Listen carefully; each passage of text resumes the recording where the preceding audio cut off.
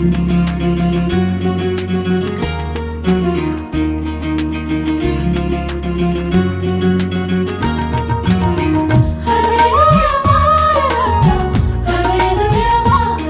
The lord.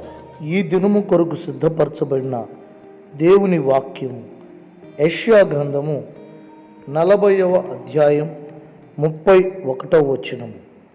యెహోవా కొరకు ఎదురుచూచువారు నూతన బలము పొందుదురు. ప్రియమైన దేవుని బిడ్డలారా, దేవుని కొరకు ఎదురుచూచే ఒక అనుభవాన్ని ఈ లేఖన భాగం మనకు తెలియజేస్తూ ఉన్నది. దేవుని కొరకు ఎదురుచూచువారు నూతన బలాన్ని పొందుకుంటారు. ఇంతకు ముందు ఉన్న బలము కాక ఇది నూతనమైన బలం. ఈ నూతన బలం వలన పక్షిరాజు వలె పైకి ఎగురుతారని, అలయక సొమ్మసిల్లక నడుస్తూ పరిగెత్తుతూ గమ్యానికి చేరుతారని దేవుని యొక్క వాక్యం.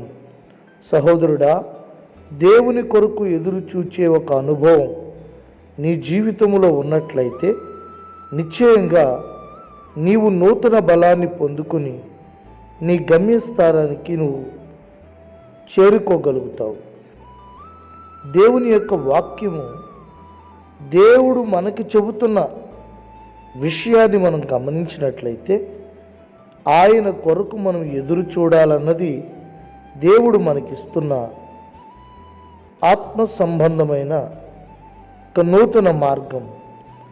ఆయన కొరకు ఎవరు ఎదురు చూస్తారో వారు నిశ్చయంగా నూతన బలాన్ని పొందుకుంటారు.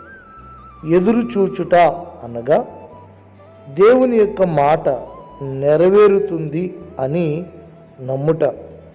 దేవుని యొక్క వాగ్దానములన్నీ నిశ్చయముగా నా పట్ల నెరవేరుతాయి అని నమ్ముటయే ఎదురు చూచుట. ఎవరైతే నమ్ముతారో వారు ఎదురు చూస్తారు. నీకు నిజముగా విశ్వాసం ఉన్నట్లయితే నిశ్చయంగా నీవు ఎదురు చూస్తావు.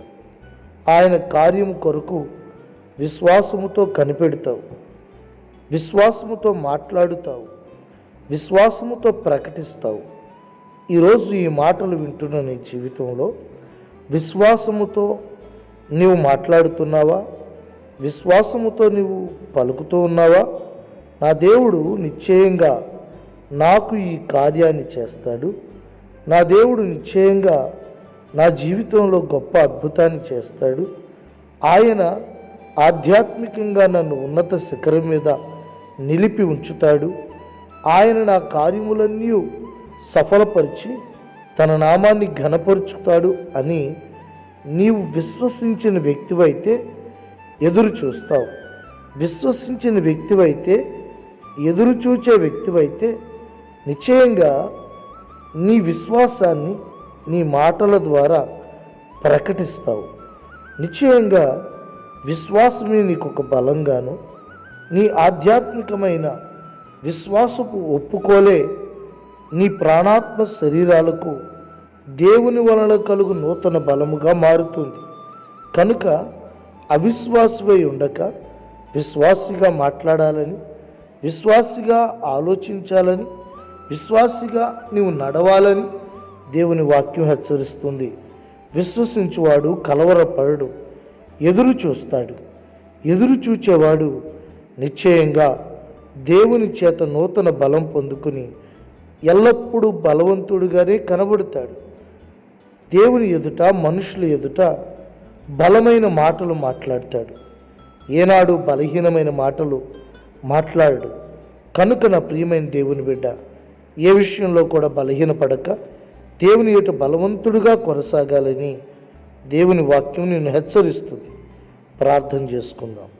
పరిశుద్ధుడు అయిన తండ్రి, నీ కొరకు ఎదురుచూచే కృపను, విశ్వాసాన్ని నీ బిడ్డలకు అనుగ్రహించి తద్వారా నూతన బలముతో నింపి ప్రతి విజయాన్ని స్వంతం చేసుకునే కృప దయచేయండి. గమ్యానికి చేరుకునే కృప దయచేయండి.